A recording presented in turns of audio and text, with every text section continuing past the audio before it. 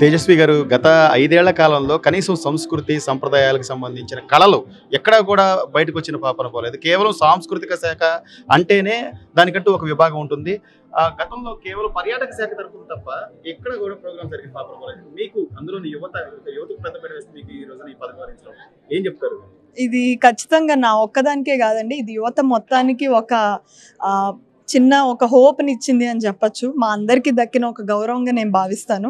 ఎందుకంటే నేను ఒక సామాన్య మధ్య తరగతి యువతిగా ఉండి ఐటీ జాబ్ చేసుకుంటుంటే లోకేష్ అన్న గుర్తించి ఈరోజు రాజకీయాల్లోకి ప్రోత్సహించడమే కాకుండా గవర్నమెంట్లో ఒక పొజిషన్ ఇవ్వడం అన్నది చిన్న విషయం కాదు. నాకు తెలిసి ఏ పొలిటికల్ పార్టీ కూడా యువతను అందరు రమ్మంటారే కానీ ఎవరు అవకాశాలు ఇవ్వరు.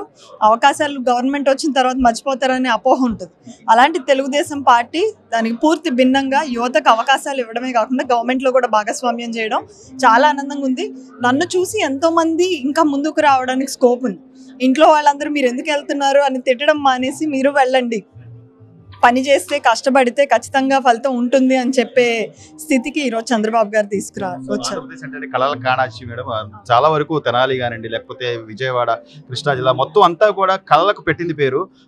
మీరు అధికారం మీ బాధ్యతలు తీసుకున్న తర్వాత ఎలాంటి లాస్ట్ 5 yearsలో మనకి ఇప్పుడు ఈ కల్చరల్ డిపార్ట్మెంట్ కింద అనేక రకాలు వస్తాయండి. మన సంప్రదాయాలు, సంస్కృతి, కళలు, అదేవిధంగా కళాకారులు, ఇలాగ డిఫరెంట్ సెగ్రిగేషన్స్ ఉన్నాయి.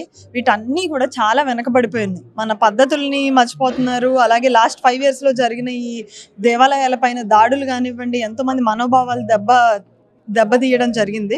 కాబట్టి ఈసారి కళాకారులు కూడా యంగ్స్టర్స్ చాలామంది ఎంతో టాలెంట్తో ఉన్నారు. వాళ్ళందరినీ ఎంకరేజ్ చేసి డాన్సర్స్ కానివ్వండి, మ్యూజిక్ కానివ్వండి, మన కూచిపూడి అంతరించిపోయే స్థితికి వచ్చింది. కాబట్టి వాటన్నిటికీ సంబంధించి నా ప్రయత్నం నేను పెట్టి యంగ్ టాలెంట్ని తీసుకురావడంతో పాటు ఉన్న కళాకారులని కూడా ప్రోత్సహిస్తూ సాంప్రదాయాలని కూడా బ్రతికించడానికి టెక్నాలజీని జోడించి ఎలా వీటిని ముందుకు తీసుకెళ్లాలన్న కృషి నేను చేస్తాను.